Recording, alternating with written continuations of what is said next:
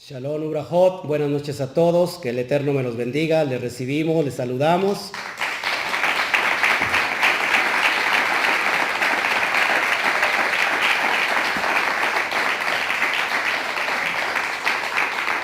Bueno, para mí es un gusto estar hoy entre semana dándole la bienvenida. Estamos en Ciudad Mendoza, Veracruz, en pleno Valle de Orizaba, y yo siempre digo, un valle profético. Así que véngase aquí a Ciudad Mendoza, lo esperamos. Cielos Abiertos es su casa. Le saluda el pastor Oscar Jiménez, director de esta quejilá y director del Instituto Torah. Pues nos da mucho gusto que estén hoy con nosotros. Bueno, antes de meterme al tema, les vuelvo a repetir, es un tema muy bonito, donde lo que vamos a hacer es quitar toda levadura de las falsas doctrinas. Entendemos que Deuteronomio 4.2 dice que no podemos quitar ni añadir. Deuteronomio 12.32 igual dice lo mismo, ¿sí? Apocalipsis 22, 18, 19 dice: yo testifico que a todo aquel que oye las palabras de la profecía de este libro, si alguno añadiere a estas cosas, Elohim traerá sobre él las plagas que están escritas en este libro. Y si alguno quitare de las palabras del libro de esta profecía, Elohim quitará su parte del libro de la vida y de la santa ciudad y de las cosas que están escritas en este libro. Entonces, por regla número 1, no podemos quitar ni añadir, ¿ok? Si quitamos o añadimos, estamos transgrediendo la Torah, ¿sí? Y no se puede, porque somos anatema, somos maldición. Entonces, bajo el contexto de lo que te estoy diciendo, vamos a entender si hay entonces dos Mesías o solamente es uno. Yo le puse, el Mesías de Israel, ¿te conduce a la Torah o te aleja de la Torah? Acuérdate, en Shabbat pasado, ¿qué les decía yo?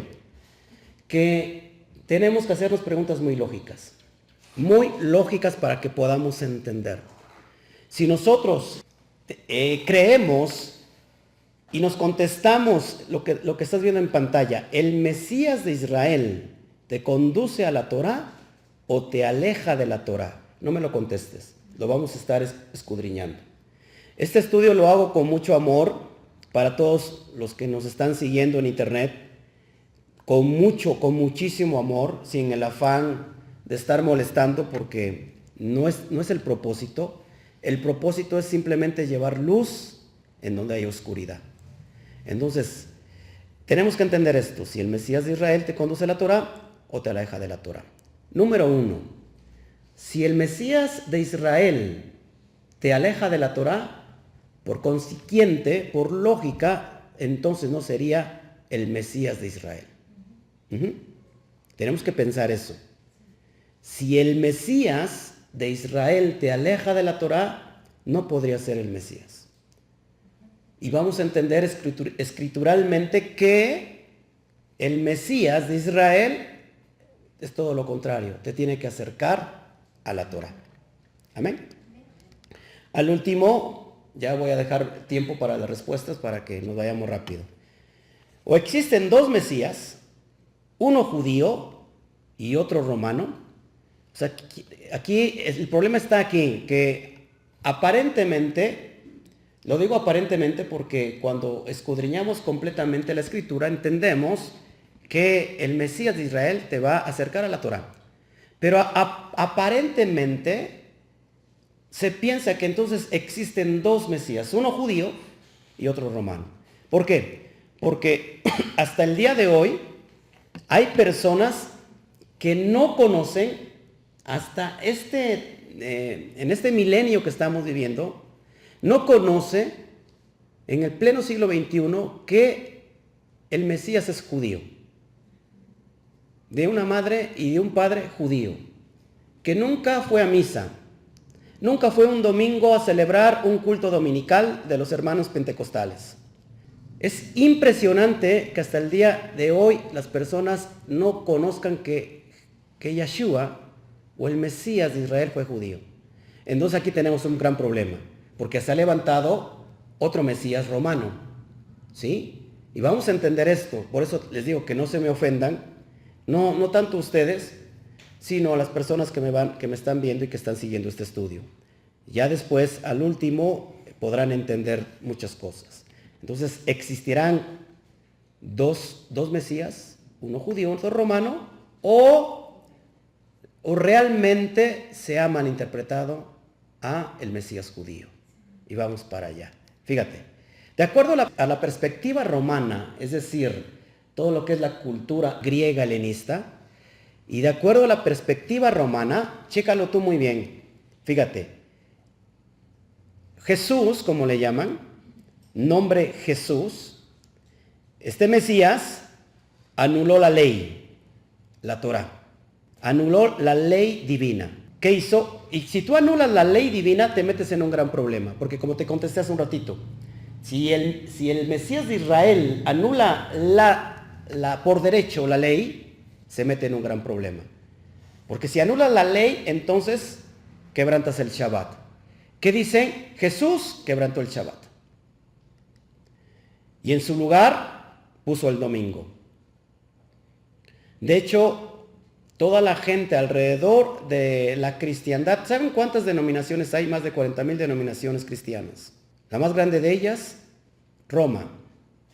Roma y todas las demás denominaciones.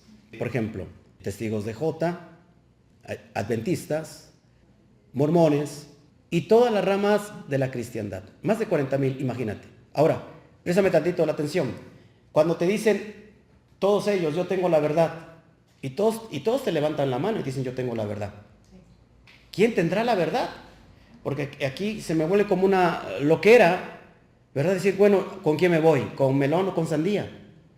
Y resulta que no tienes que ir a ninguna denominación, tienes que volverte a la Torá. Yeshua dijo, y conocerás la verdad, y la verdad te hará libre. ¿Y cuál es la verdad? Si ustedes escudriñan la Torá, la misma Torá te da luz. Dice, fíjate, Salmo 119, 160, te lo tienes que aprender de memoria. Dice que la suma de tu palabra es la verdad. Entonces, ¿qué es la verdad? La suma de la palabra. Es decir, toda la palabra. Si yo saco de contexto, ya no estoy en la verdad. ¿Sí estamos aquí? Juan 5:39, cuando dijo Yeshua, escudriñen las escrituras, porque os parece que en ellas tenéis la vida eterna. ¿A qué escrituras se estaba refiriendo? Piense tantito por lógica. Yeshua tomando un rollo y dijo, escudriñen las escrituras, porque en ella tenéis la vida eterna. No tenía el Nuevo Testamento. No lo tenía. ¿Por qué? ¿Porque estaba en contra del Nuevo Testamento? No, porque no existía, no estaba escrito aún. ¿A qué escritura se estaba refiriendo? A la Torah. ¿Sí? Vamos a seguir. Quitó todas las festividades Kadosh. Si te das cuenta, toda la cristiandad, toda la perspectiva romana no celebran ninguna festividad Kadosh. Las 7 fiestas que nosotros entendemos, Pesach, Hamatzah, Bikurim, Shavuot, Yom Teruah, Yom Kippur y Sukkot. Y anexamos una que es semanaria, Shabbat. Bueno, toda la perspectiva romana, todo lo que es la condición romana, no celebra ninguna de estas fiestas. ¿Sí? Las anularon completamente. Lo único que dejaron, por así decirlo, es la Pascua. Pero no es la Pascua de acuerdo a la perspectiva hebrea. No es Pascua, no es Pesach, para empezar. Porque la Pascua está relacionada con el ciclo del sol. ¿Sí? ¿Todos aquí? Y Pesach está relacionada con el ciclo lunar. Muy diferentes las fechas. Por ejemplo, mucha gente no sabe aquí que hay en el sistema romano donde tú te vas a confesar. Confesionarios. ¿Sí? ¿Estás de acuerdo? ¿Sabes que eso viene de la fiesta del Día de Perdón? ¿Sabías eso? Eso es tomado del judaísmo. Precisamente de la fiesta del perdón, ¿sí? De Yom Kippur. Santiago dice, ¿verdad? Confesándonos vuestros pecados unos a otros. Porque en ese día todo mundo se tiene que perdonar. Todo mundo se tiene que perdonar. Se pedir perdón. Pues de ahí Roma lo extrae y mucha gente ni sabe que tiene que ver con Yom Kippur. ¿Sí? Entonces, de acuerdo a la perspectiva romana, este Jesús vino a quebrantar toda la Torah, ¿sí? Abrogó los pactos eternos de la Torah de Yahweh. Como hace un rato vimos lo que es las festividades, Shabbat, circuncisión y todo lo demás. Eso es la perspectiva romana. Sin embargo, vamos a entender qué dice el propio Yeshua. Ahorita voy a dar tantito, una embarradita del nombre. Si usted quiere conocer a fondo, baje o estudie la ley y los profetas. Ahí lo va a encontrar en YouTube, ¿verdad? De su servidor. Lo baja y lo escudriña porque es importante el nombre. Amén. Vamos rápido a Mateo, el capítulo 5, 17 al 19. Cuando lo tengan me dicen amén. ¿Sí? Dice así: no penséis que he venido para abrogar la ley o los profetas. No he venido para abrogar, sino para cumplir. Porque de cierto os digo que hasta que pasen el cielo y la tierra, ni una yud, ni una nekud, estoy hablando en el hebreo, pasarán de la ley. ¿De cuál ley? De la Torah, de la ley divina, hasta que todo se haya cumplido. Esto es, Yeshua no quebrantó la Torah, no anuló la Torah. Amén. Pero te estoy presentando las dos perspectivas. ¿Sí? Ya vimos entonces que la perspectiva de Jesús, de acuerdo a la perspectiva romana, pues vino a quebrantar todo lo que es la Torah. ¿Todos aquí? Si yo quebranto la Torah, ¿qué me pasa? Estoy en maldición. ¿Sí o no? Bueno. Ahora tenemos la perspectiva original. El nombre es Yeshua, y te lo vas a entender por qué. Yeshua, ese es otro Mesías. Él no anuló la Torah, como lo acabo de leer. No anuló, no la quebrantó. Nunca quebrantó el Shabbat. Si tú buscas en tu Torah, Lucas 4:16 dice que era su costumbre guardar Shabbat. Era la costumbre. Nunca lo quebrantó. Nunca puso el domingo en lugar del Shabbat. ¿Sí? Nunca. Él guardó todas las festividades Kadosh, Pesach, guardó Hamatzah. Inclusive después de su muerte y su resurrección, cuando se le aparece a los discípulos que van camino a Emaús, ¿se acuerdan cuando le invitan a entrar? Partieron el pan y se le abrieron los ojos.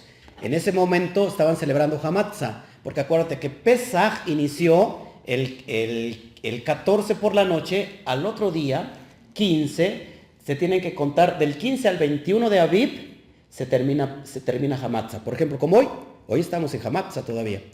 O sea que todavía Yeshua, después de su resurrección, celebró Hamatzah. Y mucha gente dice, no, lo que pasa que él guardó Shabbat, él cumplió todas las fiestas, pero una vez que él fue crucificado y resucitó, todo lo cumplió. Y ya no hay necesidad de guardar ninguna fiesta más. Eso es una mentira. Porque el mismo Pablo siguió celebrando Pesach, siguió celebrando Hamatzah, siguió celebrando todas las festividades. Es más, no solamente Pablo, sino todos los discípulos y todos los apóstoles.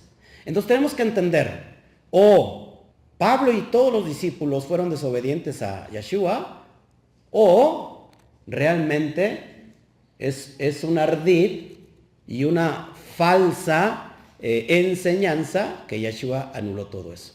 ¿Sí? Dicen, Yeshua en el madero colgó toda la ley. No, él clavó los decretos que nos eran contrarios. ¿Qué nos eran contrarios? ¿La ley? La multa de los pecados que teníamos tú y yo. ¿Sí estamos de acuerdo? No clavó la ley. La primera persecución de los verdaderos cristianos, bueno, los verdaderos creyentes de Jesús, lo identificaban, que ya era Roma, era el Imperio Romano, lo identificaban por la observancia de Shabbat y por la observancia de la alimentación. Así es. Bueno, estamos internacionales hoy, tenemos a Argentina aquí en nuestra sala. Y efectivamente, ¿cómo se hacía notar un seguidor del Mesías? Porque guardaban la Torah, observaban las fiestas, guardaban Shabbat y las leyes dietéticas de Levítico 11. Hasta el siglo IV todavía había ebionitas, es decir, un grupo muy cercano, seguidor del Mesías judío, hasta pleno siglo IV, después de Mashiach, todavía se siguen guardando todas las fiestas. El Shabbat, las leyes dietéticas. Entonces lo que clavó en esa cruz, en ese madero, no fue otra cosa más que la multa que tú y yo teníamos que pagar. ¿Qué le dijo a la mujer que le encontraron en pleno acto de adulterio? Le dijo, tus pecados te son perdonados. ¿Y qué le dijo? Vete y vive en gracia, no hay problema, como quieras. ¿Qué le dijo? Vete y no vuelvas a pecar. ¿Sí? Es muy importante esto. Voy a meter un gol. Ayer estaba yo viendo la película allá en Orizaba, la de María Magdalena, me salí a la mitad. Qué aburrición. Completamente desvirtuado el mensaje, pero bueno. O sea que si vaya lo desanimé, pero todos vaya. Pague usted, ahora está muy mal. Bueno, entonces él guardó todas las festividades Kadosh. Vuelvo a repetir, ya después, bueno, he estado grabando en varios capítulos todo lo que estoy diciendo, pero después me voy a meterme más de lleno. Pero nunca quebrantó la ley. Vuelvo a repetir, porque si él hubiera quebrantado la ley, no hubiera sido el Mesías de Israel. ¿Todos aquí? Amén. Bueno. Cumplió los pactos eternos de la Torah de Yahweh. Se circuncidó al 8º día. ¿Sí? Guardó todo, es más, él pasó por la mitzvah, por la inmersión de Juan. ¿Sí? Y dijo Juan, ¿cómo te voy a bautizar yo? Si yo no soy digno ni siquiera desatarte las correas de tus zapatos. ¿Y qué dijo él? No, estamos en la gracia, no te preocupes. ¿Ah? ¿Qué dijo él? Deja para que se cumpla toda justicia. Y curiosamente, míreme tantito, curiosamente pensamos que somos seguidores del Mesías, pero no seguimos sus pisadas del Mesías. ¿Cómo se imagina, a todos los que me están oyendo, cómo se imaginaría en el tiempo de hoy Yeshua no guardando Shabbat, celebrando domingo, comiendo cerdo, viviendo como cualquier pagano? ¿Usted cree? ¿Cómo se imagina Yeshua en este tiempo? ¿Kadosh? ¿Santo? Claro, el más santo. Entonces, ¿por qué pensamos o por qué se piensa allá afuera todo el sistema religioso romano que entonces Yeshua tiene que ser diferente? Ya la ley quedó cancelada. Es decir, si tú te pasas un alto y se acerca el oficial de tránsito, le dices, lo siento, oficial, no le puedo entregar mis papeles ni me puedes hacer la multa. ¿Por qué? Porque ya no estoy bajo la ley, estoy bajo la gracia. No se está refiriendo a la ley divina, está refiriendo a las leyes de los hombres, ¿sí? Vea usted todo lo que es la carta a los romanos, ahí lo explico completamente. Ok, entonces los nombres hebreos nunca se transliteran. ¿Por qué? Porque en el nombre se encuentra el propósito, ¿sí? Por ejemplo, la palabra amén es hebrea, no se transliteró, nunca se pasó del griego al español, ni del hebreo al griego, porque amén, ¿qué significa amén? Bueno, es como una certeza, es decir, es cierto, es verdad, así sea, no se transliteró. Hasta el día de hoy, todas las Biblias contienen la palabra amén, no se transliteró. ¿Por qué? Porque en ella tiene el propósito. Por ejemplo, otra palabra, aleluya. Esta palabra permaneció fiel a su original. Si tú ves la palabra aleluya, ¿qué significa aleluya? Alabanzas allá. Nunca se cambió, ¿verdad? Nunca se transliteró. ¿Por qué? Porque en sí misma tiene el propósito. ¿Sí? Seguimos. Por ejemplo, Abraham también nunca se cambió. ¿Qué significa Abraham, padre de muchas naciones? Si le hubieran cambiado el nombre, escúcheme, si le hubieran cambiado el nombre, no tuviéramos que ver tú y yo en el asunto, porque él es padre de todas las naciones. ¿Qué son naciones en el hebreo? Goín. Y Goín, de ahí se extrae la palabra gentiles. ¿Por qué no se le cambió a Abraham por Nachito? ¿No? O por Eustaquio. Porque no tiene nada que ver el nombre, porque en el nombre está el propósito. Toca el de junto y dile, en el nombre está el propósito. Fíjate, la cultura hebrea, cuando nace alguien, le ponen el nombre porque en ese nombre lleva el propósito. Yo no sé en Argentina cómo está Sebastián, pero al menos en México, el chamaco, la muchacha nace en el santoral que le cayó y se amoló para siempre, ¿no?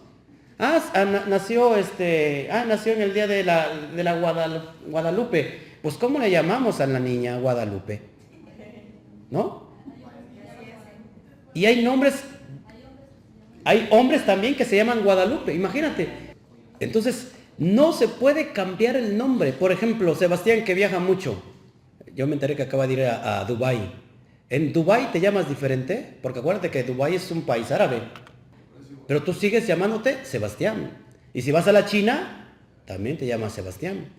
Y si vas, no sé, al Polo Norte, te llamas Sebastián. Porque tu carnet de identidad tiene el nombre Sebastián. Pero en la cultura hebrea es muy... no se puede cambiar el nombre porque en él está el propósito. Seguimos. David es otro ejemplo. David se pronunciaba David, para que me puedas entender. Por la Bab, que anteriormente se oía como W. Pero David igual es un nombre que nunca cambió, nunca se transliteró. Por ejemplo, son muchos ejemplos, ¿no? Lo puse algunos. Betel. Betel, que significa casa de él. Hoy Betel se sigue escribiendo igual, ¿sí? Y todos los nombres que terminan en él. Daniel, ¿sí? Joel. Todo en la terminación de él es ¿cómo se puede decir? Es una sustracción de Elohim, para que me puedas entender. Por ejemplo, Ishmuel, que se transliteró a Samuel, pero todavía tiene mucho del original. ¿Y qué quiere decir? El que escucha a Elohim, ¿no? Y te puedo decir tantos y tantos y tantos y tantos nombres. Lo más curioso, ¿por qué los nombres Kadosh se cambiaron? Precisamente por eso, porque se resguardaron. Por eso, cuando venía el nombre, por ejemplo, del tetragramatón, Yud Hei Bat Hei, le llamaban Adonai o Hashem, ¿sí? ¿Qué significa Hashem? El nombre. Entonces, pero el problema es que cuando tú cambiaste el nombre al Salvador, si en el nombre está el propósito, le has quitado toda la esencia, ¿sí? Y mucha gente se enoja, ¿eh? Mucha gente se enoja de que ya no se le llama Jesús. Ahora se le llama el nombre original y se enoja, cuando realmente se debería de enojar de estar llamándolo como no se tiene que llamar. Por ejemplo, él se llama Alberto, ¿no? Y que pase y le digo, oye, Jacinto, no me va a hacer caso. Y si Jacinto para aquí, Jacinto para allá, y Jacinto para acullá. Y después, él me respeta mucho, pero me va a decir, ¿sabe qué, pastor? Ya párele. Yo me llamo Alberto, ¿no? ¿O por qué me dice Jacinto? ¿Me sabe algo? ¿Le sabe algo aquí a mi China? ¿No? ¿Por qué me lo dice? Y que yo le dijera, pues porque me gusta cómo suena más Jacinto que Alberto. Pues él se iba a enojar, ¿sí? ¿Cuánto más el nombre Kadosh? Que es nombre sobre todo nombre, ¿sí? Para que en ese nombre se doble toda rodilla. Aún en los que están arriba en la tierra y aún debajo de la tierra. Y toda lengua confiese que el nombre, ese nombre, en el nombre de Yeshua, hay salvación. Baje el tema en el estudio de la ley y los profetas. Entonces, Jesús como tal no tiene significado etimológico alguno. Búscalo si quieres. No tiene ningún significado etimológico. Tenemos que tener mucho cuidado. ¿De dónde viene todo esto? Bueno, Daniel 7, 24, 25, hay un personaje que cambió la ley, es decir, la Torah, los tiempos, cambió todo. Pero el Eterno ya conocía todas las cosas, cómo iba a estar. Y no tengo tiempo para meterme en la vida de Yosef, que hay mucho significado sobre Jesús hoy entre toda la cristiandad y entre las naciones. Ahora, por su parte, fíjate cómo cambia. Yeshua significa la salvación viene de Yah, que es Yah, la contracción del nombre inefable, Yud Hei Bat Hei, o sea, es decir, Yahweh. La salvación viene de Yahweh o de Yah. O Yah salva. ¿Te das cuenta? Ahí está el propósito. Pero si yo dejo Jesús, ¿dónde puedo encontrar ahí el nombre? Si dice que dijo el Abba que mi nombre estará en él. ¿Dónde está? No lo encuentro. ¿Sí me explico? Entonces, Yeshua significa la salvación viene de Yah. De hecho, Yeshua en el hebreo tiene un valor numérico, y si yo sumo la ley, la palabra Torah tiene un valor numérico, y, perdón, el que representa la Torah es Moshe. Si yo sumo Moshe, tiene un valor numérico, y si yo sumo a Elisha, que representa los profetas, tiene un valor numérico, y si lo sumo, me da exactamente la misma cantidad o el valor numérico que Yeshua. 391. Eso no lo voy a enseñar ahorita, pero puede usted bajarlo ahí en nuestros estudios. Por eso es muy importante. ¿Todos aquí? El nombre es Yeshua. Ahí ya tenemos ¿qué? Propósito. Amén. Bueno, entonces él es Yeshua, el Mesías judío. Entonces, ¿quién es el Mesías escrituralmente? Vamos a verlo. Hay unas pistas en Bereshit. ¿Se acuerdan qué significa Bereshit? Principio, ¿sí? En el principio. Y vamos a ver Juan 1:1. Y dice, en el principio era el verbo, y el verbo era con Elohim, y el verbo era Elohim. Entonces, nótese, son pistas. En el principio que estaba el verbo. Quédese mucho con eso, con la palabra el verbo. El verbo. Bereshit 1:1, Génesis 1:1 dice, en el principio creó Elohim los cielos y la tierra. Ahora, ¿se acuerdan de las 4 formas de interpretación? ¿Se acuerdan? Sí, ¿se acuerdan que era Pardes? Es todo el sistema de interpretación. Tenemos primero, ¿se acuerdan? Sí. Peshat, que es literal. Después tenemos ¿qué? Remes, que es alusión. Después tenemos Drash, que es ya las analogías. Y después tenemos el Sot, que es lo oculto, lo secreto. Bueno, todo el libro de Juan está en interpretación Sot. Por eso hay que mucha gente no lo entiende. Todo el libro de Juan es una interpretación Sot. Bueno, entonces, si en el principio era el verbo, te das cuenta que Juan 1 lo que realmente se está refiriendo es a Génesis. En el principio creó Elohim los cielos y la tierra. Y tú me dices, ¿pero dónde está el verbo ahí? No lo podemos entender hasta que veamos el original. ¿Sí? Sigo. Vamos a ver en el original, porque si lo vemos al castellano no podemos entender. Fíjate lo que dice el original. En el principio, acuérdate que eso va de derecha a izquierda. Bereshit bara Elohim hasamayim bet haaretz. Pero te estoy subrayando aquí el Aleph y la Taf. Subráyate con él. Velo muy bien, te lo voy a acercar más. Esas 2 palabras es el Aleph y la Taf. O sea, que con qué creó Elohim los cielos y la tierra y toda la creación, con el Aleph y la Taf. Es decir, con toda la palabra, con todo lo que es Aleph representa la primera letra del alefato hebreo, que es Taf representa la última letra del alefato hebreo. Es decir, que toda la creación fue creada por la palabra. ¿Sí? Ahora, entonces la Dabar de Yahweh es el poder creador. Por eso tenemos en nuestra boca, en nuestra lengua, el poder de la vida y de la muerte. Muchas veces, ¿cómo hablamos todos los días? Fíjate cómo hablas. En lugar que digas, hoy estoy en Yahweh, estoy guardando pactos, va a ser un día estupendo. Me va a salir todo bien. Pero hay personas que se levantan diciendo todo lo contrario. A ver cómo me va. Voy a aprender un negocio. Híjole, no sé cómo me vaya. ¿No? Ya desde ahí estás mal. Entonces, aquí hay mucha enseñanza. ¿Quién es? ¿Con qué creó el Eterno en el principio los cielos y la tierra y toda la creación? Con la palabra. Repite, por favor. Aleph y Taf. Vamos a seguir. Muy importante esto, ¿eh? Entonces, ese es el Aleph y ese es la Taf. El Aleph, te vuelvo a repetir, y la Tav representan todo el alefato hebreo.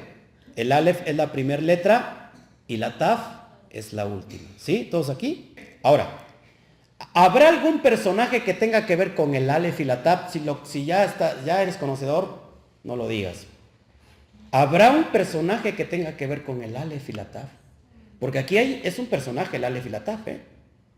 Nótese, a Juan se le reveló en un misterio Sod, secreto, con que el Padre Hashem creó las cosas. Y el verbo es un personaje. Ahorita lo vamos a ver. Entonces, ¿habrá alguien que tenga que ver con el Aleph y la Tav? Sí, este es el Aleph y la Tav. Vamos a ver Apocalipsis 1:8. Yo soy el Alfa y el Omega, principio y fin, dice el Señor, el que es y el que era y el que ha de venir, el Todopoderoso. Ahora, pero, aquí está en griego, que es el Alfa y que es la Omega. El Alfa es la primera letra del alefato griego y la Omega es la última. Tan, no te dice nada otra cosa. Pero si nosotros vamos a la versión Kadosh israelita, dice yo soy el Aleph. Y la Taf, dice Yahweh, Elohim de los ejércitos del cielo, el que es, que fue y que está viniendo. Ha Elión. Y tengo otra versión, la versión Brit Hadashah judía ortodoxa, que dice yo soy el Aleph. Y la Taf, el principio y fin, dice el Adonai, que es y que era y que ha de venir el Todopoderoso. Ahora fíjate cómo dice la versión Peshita. Yo soy el Aleph y la Tau, dice Yahweh Elohim, el que es, el que era, el que ha de ir, el Todopoderoso. Es decir, Yahweh Tsebaot. El Todopoderoso es Yahweh Tsebaot. Ahora fíjate, entonces, ¿quién es el Aleph y la Taf? Yeshua. Yeshua es el Aleph y la Taf. ¿Vamos entendiendo aquí? ¿Sí? Para que al último ya los conecte con lo que los quiero conectar. Porque si no entendemos, bueno. Entonces, el Aleph y la Taf es Yeshua HaMashiach, bendito sea su nombre. Amén. Bueno. Ahora fíjate, Yeshua es el Aleph y la Taf. Lo vuelvo a remarcar ahí, mira. Si estás viendo, esto lo vas a ver lógico en el original, porque él es el Aleph y él es la Taf. Colosenses capítulo 1, versículo 15 y 16. Dice así, él es la imagen del Elohim invisible, el primogénito de toda creación. Porque en él fueron creadas, dice, todas las cosas, las que hay en los cielos y las que hay en la tierra, visibles e invisibles, sean tronos, sean dominios, sean principados, sean potestades, todo fue creado por medio de él y para él. Entonces él es el Aleph y la Taf. ¿Sí? ¿Todos aquí? Muchos tienen como cara de what. ¿Estamos entendiendo? Sí. Bueno. Ahora fíjate lo que dice Zacarías 12:10. Si yo leo Zacarías 12:10, si alguien lo tiene que me lo pueda leer, por favor, Zacarías 12:10. Ahí está el Aleph y la Taf, pero si yo la leo en el español, no encuentro el Aleph y la Taf. Por eso es importante conocer la raíz hebrea, conocer el original. ¿Ya lo tienes, Sebastián? ¿Cómo dice? Y derramaré sobre la casa de David y sobre los moradores de Jerusalén espíritu de gracia y de oración. Mirarán a mí, a quien traspasaron, y llorarán como se llora por hijo unigénito, afligiéndose como quien se aflige por el primogénito. Amén. Amén. Inmediatamente sabemos de quién está hablando. ¿De quién? De Yeshua. Ahora, pero si vamos al original, mira, fíjate cómo dice en el original. Zacarías 12:10, que es Zacarías 12:10. Y derramaré sobre la casa de David y sobre los habitantes de Jerusalén espíritu de gracia y súplicas. Y contemplarán a mí, ve la pantalla. Fíjate, y contemplarán a mí al Aleph y la Taf a quien atravesaron. Y harán lamento por él como se lamenta por el unigénito y se afligirán por él como se afligirían por el primogénito. En el original viene el Aleph y la Taf. Impresionante, ¿no? Porque si lo vemos en ese original, está ahí y te puedo citar muchas citas que viene en sentido Sod, el Aleph y la Taf, refiriéndose a Yeshua HaMashiach. Amén. Entonces, mirarán a mí. ¿Qué está diciendo esto? Que ya en los tiempos de su venida, antes del milenio, empezando el milenio, Él se mostrará a casa de Judá. Y le va a decir, mírenme, yo soy el Aleph y la Taf. Y verán su costado rasgado. Y mirarán a mí, al Aleph y la Taf, a quien atravesaron. Y llorarán todos, como se llora por un primogénito.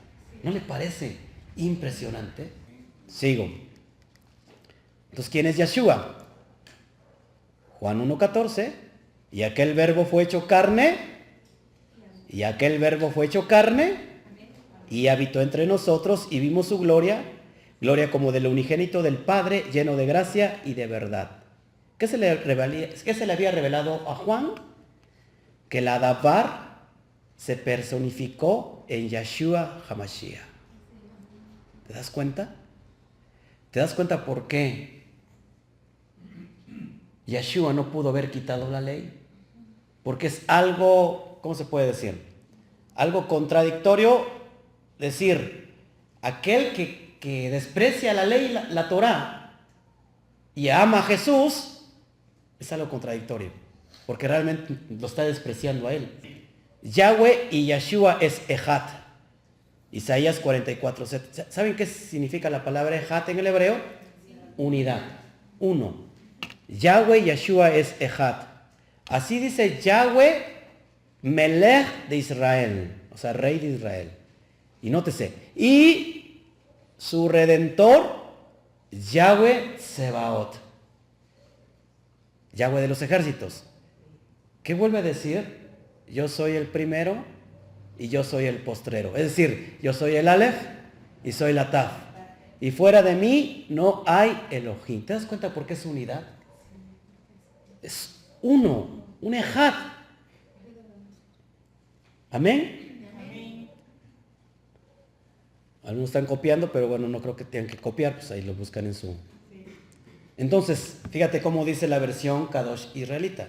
Así dice Yahweh, el rey de Israel y su redentor Yahweh Tsebaot, yo soy el primero y yo soy el último, y aparte de mí no hay Elohim.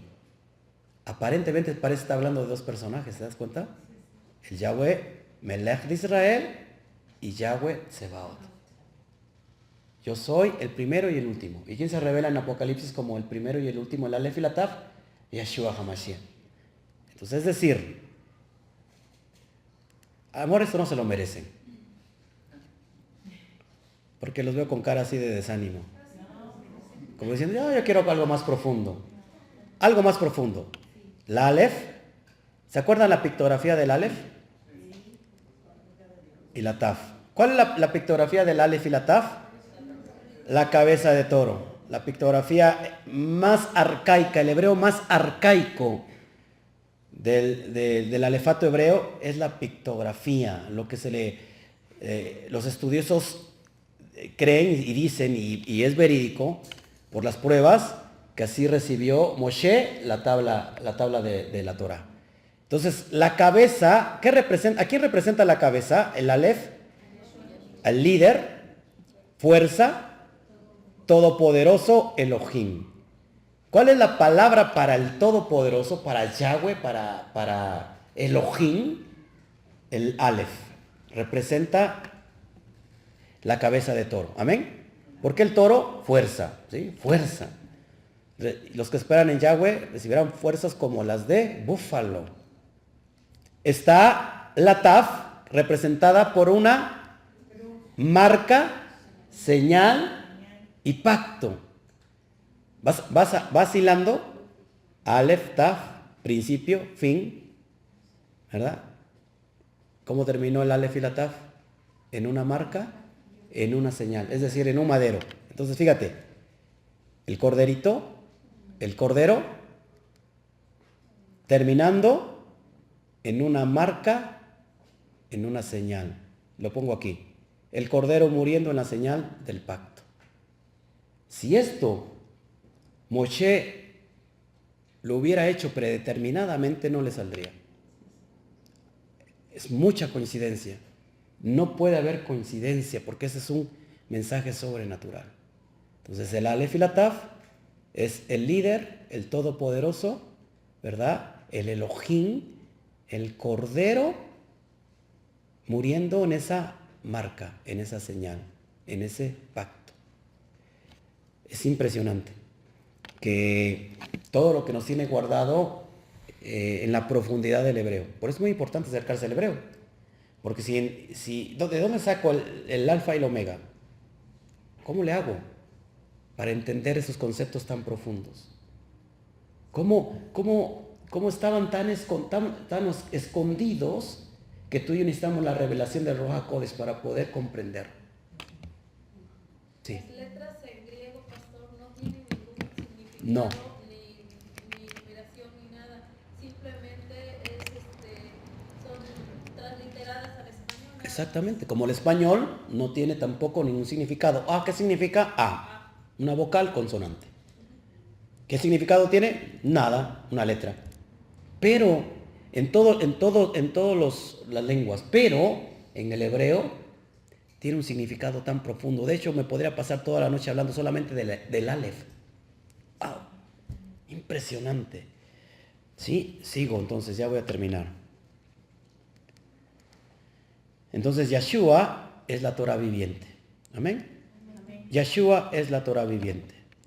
Si yo rechazo la ley y los profetas, la ley divina, realmente al quien estoy rechazando es al propio Yeshua, al propio Salvador, ¿verdad?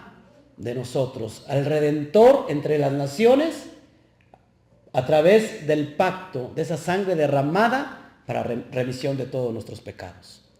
Ahora puedo entender completamente y concretamente, de acuerdo al contexto profético de las Escrituras, que Yeshua no se llama Jesús y que no existen dos, existe uno. Otro que ha sido mal interpretado, ¿verdad? Sacado de su contexto hebraico y lo han metido en el sistema religioso romano. Todo el sistema romano está en completa anatema, es decir, en maldición. Se los digo con mucho amor, mis amados que me están oyendo y que me están viendo. Con mucho amor se los digo. Si tú guardas un día que no es el día que dejó el Eterno, estás en anatema. Y no estás siguiendo la Torah, estás siguiendo la imposición de Roma. ¿Sí? ¿Se acuerdan quién empezó a prohibir el Shabbat en Jerusalén? ¿Se acuerdan? ¿Sí? No. Adriano, ¿se acuerdan de Adriano? Adriano cambió y prohibió guardar Shabbat.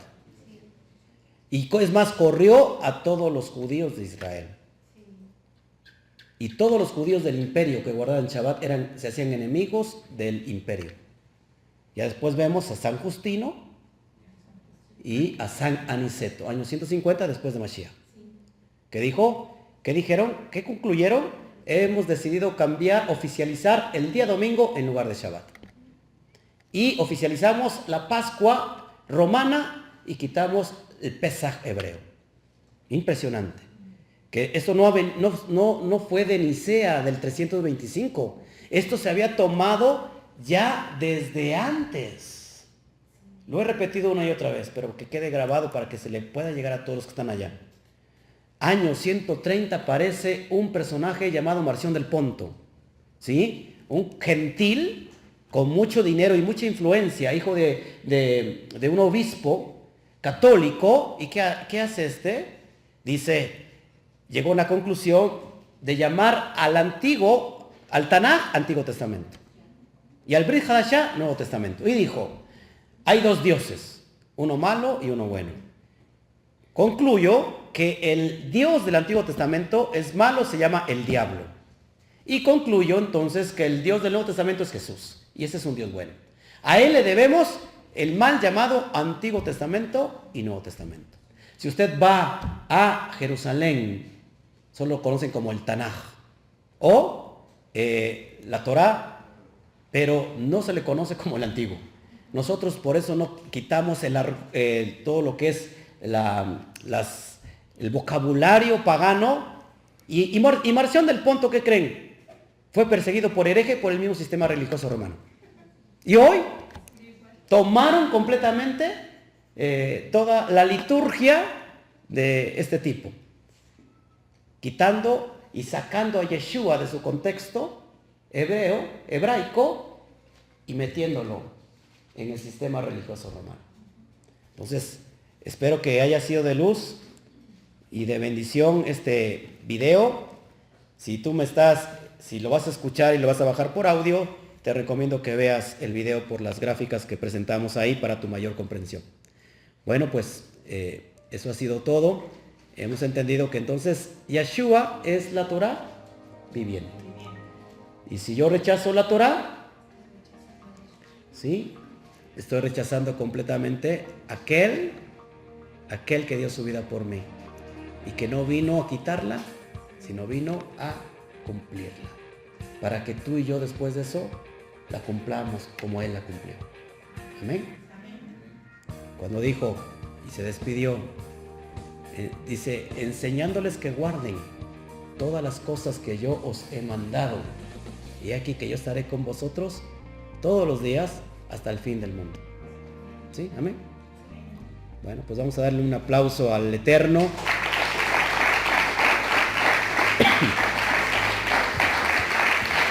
Gracias por habernos visto en este video. Les amamos, les saludamos y bueno, que Hashem me los bendiga. Shalom, Ubrahot.